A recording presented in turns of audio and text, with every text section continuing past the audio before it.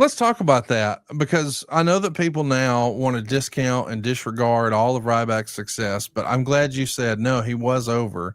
I remember, he was selling tickets, ratings were up, and the fans were with it. They were hanging on the every word. He's selling a lot of merch too, which is one of the ways you really can figure out if guys are over, because people, if they care enough to buy your shirt, they really care enough about you. And they were buying a ton of Ryback merch.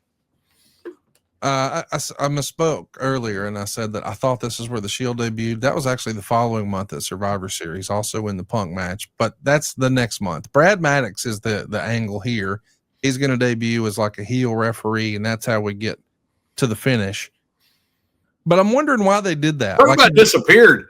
What about APB on freaking Brad Maddox? That guy, he has disappeared from the face of the earth. Is it true that was all based on him using the word prick in a promo? Yes, I think it was. Yeah. Vince, I talked to Vince. I talked with Vince a lot. I flew with Vince a lot. Vince told me one day, he goes, that kid's special. That's the only time I ever heard him say that. Now he said, nicer things about people, but I remember the way he said it. He thought, like, that kid's got it. And that, man, you don't hear that from Vince very much. Vince really liked Maddox, and then when he went out there, I'm sitting there waiting. It was like a pre-show. And I'm sitting there waiting to go out with Michael Cole. And that's when Maddox called the fans a bunch of pricks or something. He comes back and Vince fired him. Vince hated that word. He thought that was a classist word. I told you before, it's one of the few times I got in trouble. All the stuff I've said on commentary, all the stuff I've said in promos, one of the few times I ever got in trouble was when I called someone a selfish prick, I believe is what I called him, or egotistical prick or something like that. And Vince pulled me aside. He goes, we had sponsors here. We had all these people here. Because you can't use language like that. It's something about that word that Vince hated. But yes, that was the word that got Maddox fired. Did you hear they used it on TV just last week? I did. Yes, it was Becky Lynch used it, right? Yep. She called Paul Heyman a prick. Another reminder that, Vince really is gone. Yes. I wanted to talk about the Ryback deal because, and I know I'm going to take some criticism for this online because it's in fashion to dunk on Ryback, and I don't really know why, but I think you could argue they should have taken the belt off of CM Punk and put it on Ryback here. And I wonder, with the benefit of hindsight, why didn't they do it? Was Vince second guessing himself, or did he have the plan in mind of, hey, we're going back with The Rock and John Cena. We'll get to it later. But once that momentum was lost, it seemingly was lost forever. Now, we know that now with the benefit of hindsight, but why don't you think Vince pulled the trigger on Ryback here? Because there was a plausible reason to do so. Now, this was Punk ends up dropping the title in the timeline shortly after to Rock, right? That's right. Yeah. So they needed Punk to have the title for Rock. Punk was the heel, and Punk was the guy who'd had it for so long.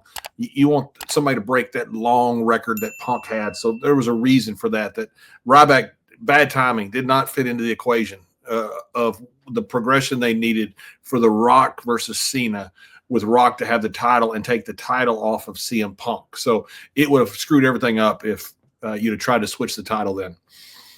Of course, we're talking about October of 2012. It's going to be late January at the Royal Rumble when The Rock would win the title. But it almost feels like to me, and again, I know that, this is all easy to say with the benefit of hindsight.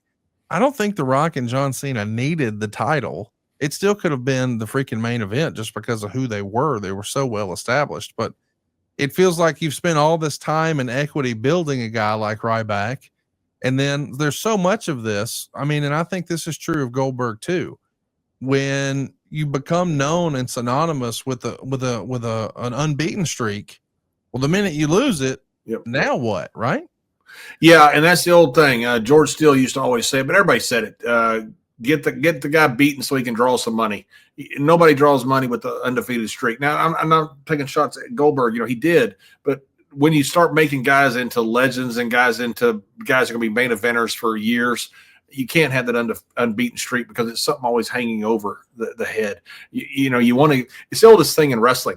Bring a guy in if you got the unbeaten streak. You got to cut that off at some point. So now you can get into storylines. So now they can lose. Now they can do without it being such a big deal, because it's like having the unbeatable monster. This great big monster that doesn't leave his feet. What happens when that monster gets beat? That monster's dead. You can't use him anymore. It's not a monster anymore. So you got to figure out a way to beat them so that you can use them going forward, so that they can show some type of vulnerability, even for a monster heel. So yeah, this undefeated streak, it's both a blessing and a curse. Let's talk about another match on that show. I'm of course talking about Hell in a Cell 2012. I think most of us were kind of on the main event booking, but there was another match that I think surprised us all. It was the co-main event for the other title, the World Heavyweight title, this time between Sheamus and Big Show. And I think when a lot of people saw this announced, they're like, well, we've been there, seen that. I want to challenge you, if you're going to watch one match this week and you're just trying to kill time and want to watch some old school wrestling, go watch this one. I think a lot of people would argue that this might actually be one of Sheamus's and Big Show's very best matches. I don't just mean together. I mean, period, in their respective careers. For whatever reason, fans were with it. They told a great story. I mean, look at everybody standing in the background. I remember this match exceeding all expectations. And you were on commentary for this one. What do you remember of this match, and what made it so damn good, John? The two competitors. You had two great competitors in this. Sheamus is a great worker, and Big Show, I guess, is, because he's still working. Just to get around. I guess two knee replacements now, giant knee replacements. Big Show was a great worker, a really good worker. And he had figured out how to work. He had figured out how to be a giant. He figured out how not to be necessarily an athlete, but be a giant. Big Show is a smart guy, a really sharp guy. You had two good guys at the peak of their career, and that's what this was. This was two guys. Sheamus was absolutely at his peak. I think he may still be. Big Show was certainly at his peak, and that's what you had. You had Sheamus, a really tough guy, and he wrestled like a tough guy, which is important. And then you had Big Show, the giant. I think it's just a perfect matchup. You know, styles make matchups, and this was a great style clash. I want to challenge you to go out of your way to watch it. I'll admit, I really enjoy Sheamus in real life, but I can't say that I had a whole list of favorite Sheamus matches. I felt like at times he was just not booked the way I would have liked his character to be booked. And I think we could all say that about Big Show. But on this particular night, I don't know if there was something in the air or what. These guys were incredible. Go out of your way to watch it. I think Sheamus might be one of the more criminally underrated in-ring performers of that era. Why do you think that is? Because they felt like he was the chosen one and he was being pushed down our throats? Or what is the narrative? Why don't you think Sheamus enjoyed more fanfare? I think he just had good matches. There was nothing. He never had bad matches. I mean, Sheamus just went out there and had good banger after banger, as he likes to say. But that's really true. Sheamus really did have just good. I called all his matches. I saw him. I'm sitting there, 10 feet away from him. And Sheamus is a good worker. People would watch his matches because they thought these matches, I don't think they're real or legit, or what do they think about them? They think they're different. I guarantee you that, because I could feel it being out there in the crowd, how different people felt for Sheamus, how people feel different ways about different performers. Johnny Valentine always famously said, I can't make you believe wrestling's real. I can make you believe I'm real. Sheamus made people believe he was real. And with Big Show, you got to understand, Big Show is just now getting long enough in the business where he's been around a while. His first few matches were literally his first few matches. When he gets put out there with Hogan, when he gets put out there with Stone Cold, Big Show had like a handful of matches. He's a great athlete. He's a really good worker. It just took a while. It takes a while to learn the business. Big Show had learned the business by now, and he had become a really good worker. Same with Mark Henry. Mark Henry comes along, and by the time he learns the business, you think, man, this guy can work. But yes, once you give him enough experience, a lot of guys that are smart can figure out how to work. Do you think that is, I know it's not unique to big guys, but it does feel like a lot of times the super heavyweights, the later in their career they get, it's like it clicks more and more. And the result is better matches, which you would think that would be early in their career, or maybe they're at their physical peak. Like, I think we could go back and take a look at the Giant in WCW in 95 and say, and just marvel at, look at what this guy can do.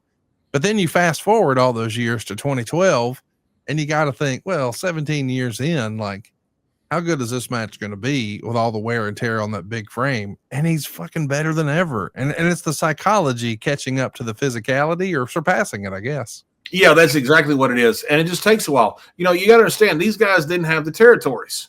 So it wasn't like Big Show had 1,000 matches like most of us had. So by the time you see a guy in WCW, by the time you see a guy in WWE back then, it had 1,000 matches or whatever it was, a ton of matches in a ton of different territories. Few guys would come in like a Kurt Angle or a Mark Henry or a Big Show and come in and go straight to wrestling on global television.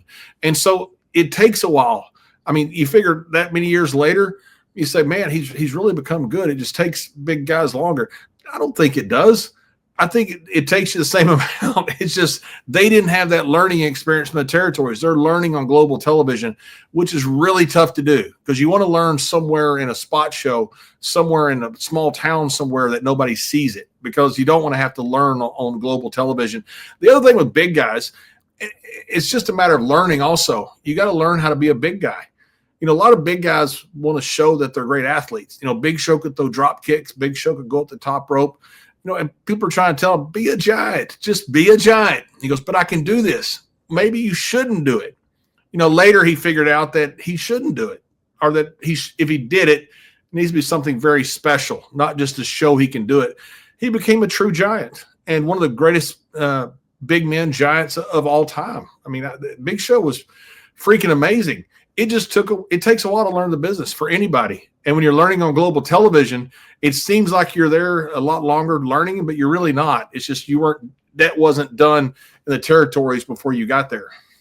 All right, real quick, I want to remind everybody, especially this time of year, did you know at SaveWithConrad.com you can skip your next 2 house payments? That's right. You'll get a cheaper monthly payment and no payments until next year. How about a little Christmas vacation from house payments? That's right. No payments in November or December at SaveWithConrad.com.